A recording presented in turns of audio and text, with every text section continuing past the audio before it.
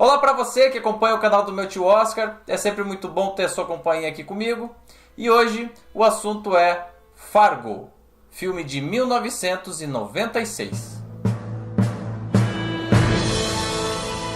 Olha, para começo de papo, é importante salientar que qualquer tentativa de categorizar esse filme dentro de um determinado gênero pré-estabelecido ou clássico da maneira que a gente conhece é totalmente errônea e equivocada. E isso se dá em função da liderança desse projeto pelos irmãos Joel e Ethan Coen. Os irmãos Coen, como são popularmente conhecidos, já vinham chamando a atenção de Hollywood desde o início da década de 1990, quando eles venceram a Palma de Ouro em Cannes pelo filme Barton Fink, Delírios de Hollywood, em 1991. Mas eu recomendo que você procure e assista o longa-metragem de estreia da dupla, Gosto de Sangue, lançado em 1984 e que claramente foi uma produção sem grandes recursos, mas que já mostrava a grande habilidade dessa dupla, tanto no roteiro quanto na direção das suas obras. Desde essas obras nascedoras da dupla de cineastas norte-americanos, que acabou se tornando uma das principais referências do cinema independente daquele país, a gente consegue estabelecer algumas características que perpassam grande parte das obras dirigidas por eles. Então, como a gente vai ver aqui durante a análise, uma característica marcante, por exemplo, é o humor negro e a sátira bastante ácida a todos os padrões pré-estabelecidos, seja em termos de estrutura ou de concepção dos personagens. Where's Pancake's house? Okay, here's an idea. We can stop outside of Brainerd. I know a place there we can get laid. What do you think? I'm fucking hungry now, you know. Yeah, Jesus. I'm saying we can stop, get pancakes, and then we'll get laid, all right? Também é uma constante na obra da dupla a construção da trajetória do acaso, do erro e da incerteza, aonde o encadeamento de situações não segue uma fórmula simples nem óbvia de desenvolvimento.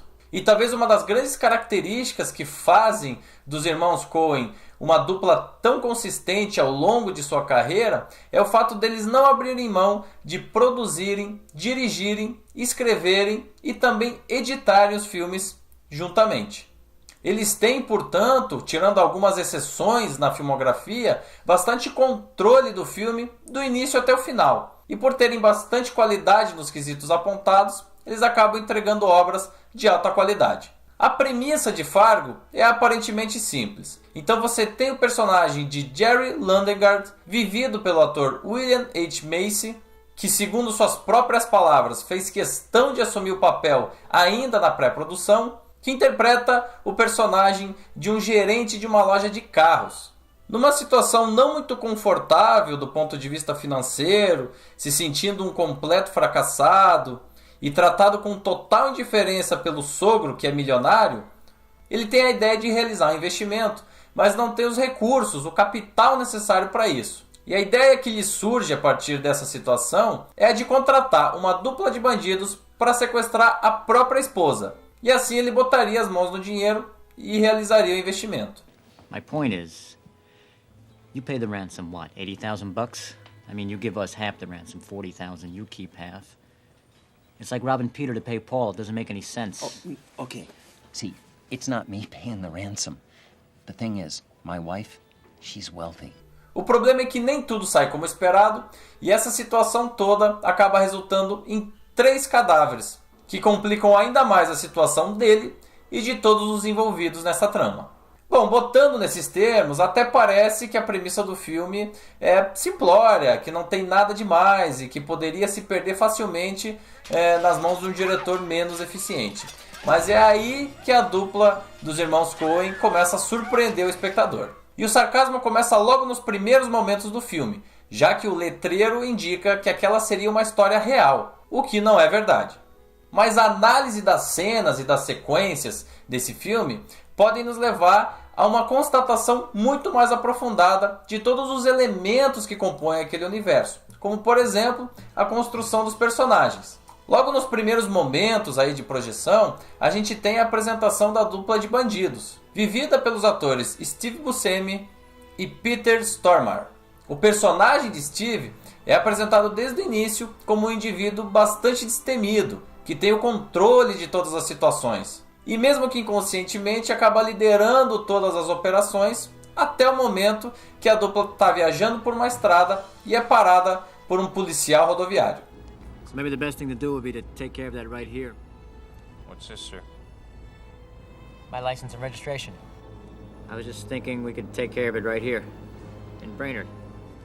Put that back in your pocket, please. And step out of the car, please, sir.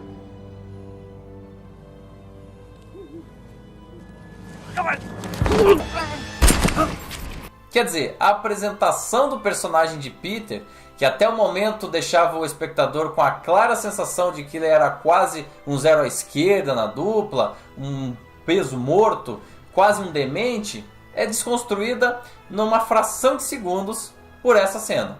E isso acaba fazendo com que o espectador não possa assumir automaticamente o perfil psicológico de um ou de outro personagem. É a evolução das sequências que vai deixar isso mais claro.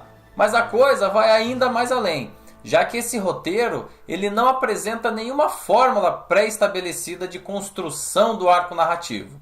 Então você não tem uma estrutura consagrada de pontos de virada em determinados pontos do filme e que são muito utilizados e foram muito utilizados pelo cinema nas mais diversas épocas. Would it kill you to say something? I did. No. It's the first thing you've said in the last 4 hours. That's a fountain of conversation, man. Da mesma forma, a relação de causa e consequência entre as cenas e os personagens não é simplória nem muito óbvia. E o resultado disso é que cada cena é um ponto muito interessante de tensão, já que o espectador não sabe exatamente muito bem o que vai acontecer a partir dali. De uma hora para outra, um personagem pode tomar uma decisão totalmente inesperada. E a gente literalmente chega até o último minuto da projeção sem saber exatamente como é que aquela história vai se desenvolver e vai se resolver. E ainda me chama muito a atenção que não existe nenhum desperdício de texto, nem de elementos inseridos na narrativa. Então tudo que é plantado em algum momento vai ser aproveitado mais lá na frente, seja de uma forma ou seja de outra. Como por exemplo, o personagem aparentemente sem grandes pretensões do filho de William H. Macy, o jovem Scott, vivido pelo ator Tony Denman. Ainda que as primeiras aparições dele possam parecer sem sentido, vai ser muito importante a presença dele momentos mais à frente, quando o pai vai tentar lidar com as consequências do suposto sequestro, mas está claramente sem controle nenhum da situação. E é a presença desse personagem do filho que torna isso bastante claro. What do you think they're doing with Mom? It's okay, Scotty. They're not gonna want to hurt her any. These men, they just want money. I really think we should call the cops here. No one can know about this thing. We gotta play ball with these guys. Yeah, Stan Grossman, he'll tell you the same thing. Yeah, but Dad... We're gonna get Mom back for you. So if Lorraine calls, or Sylvia, you just say Mom's down in Florida with Pearl and Marty. E claro, é impossível destacar os pontos positivos dessa produção sem citar a nossa personagem feminina protagonista, vivida pela Frances McDormand, a xerife Marge.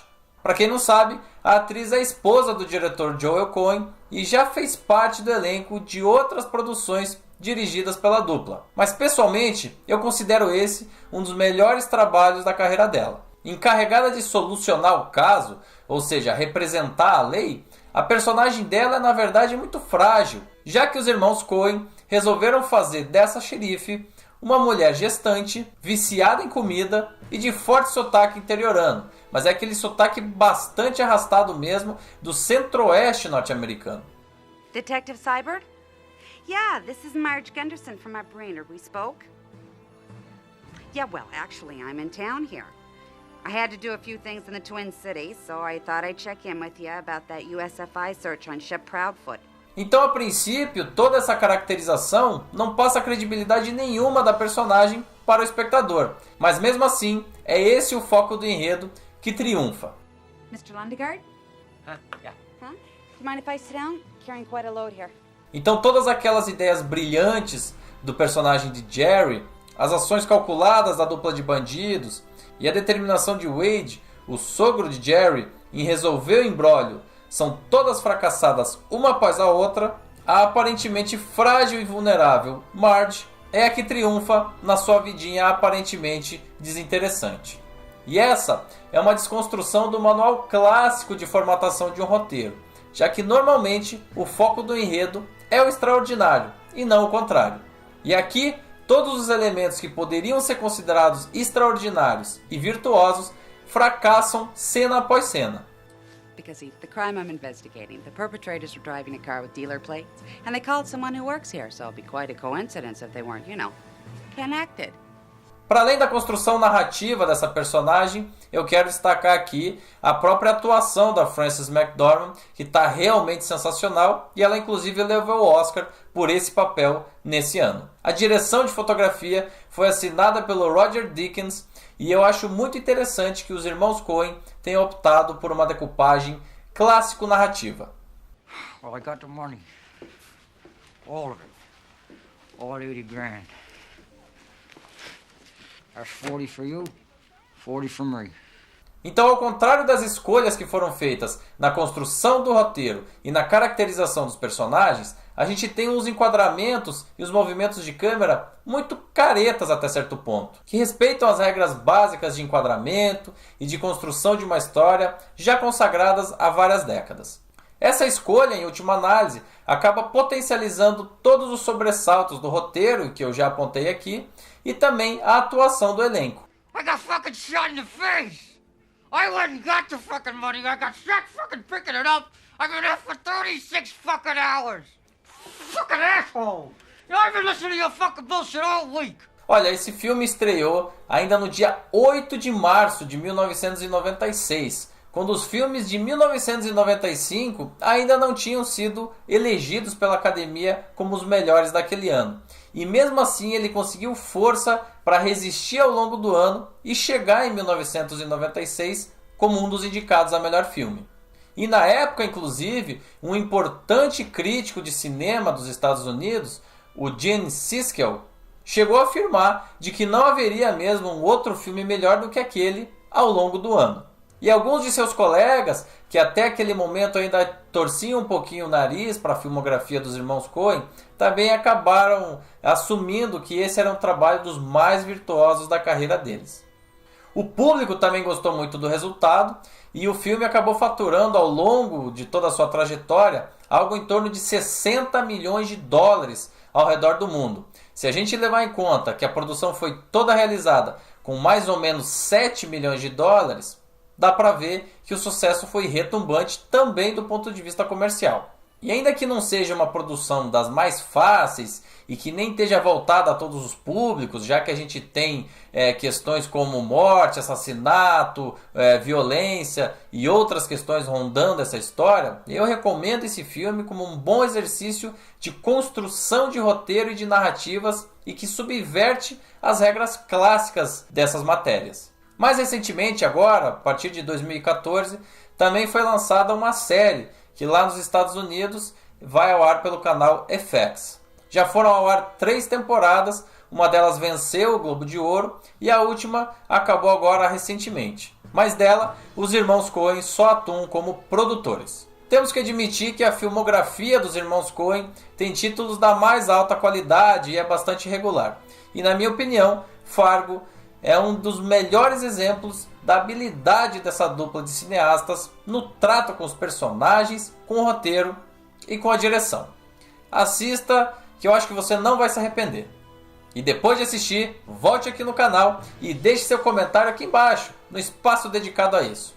Também participe de todas as redes sociais do meu tio Oscar, se inscreva no canal e ative as notificações. A gente continua a análise desse ano de 1996, saindo da melhor atriz para o melhor ator. Geoffrey Rush em Shine, Brilhante. Eu espero você aqui.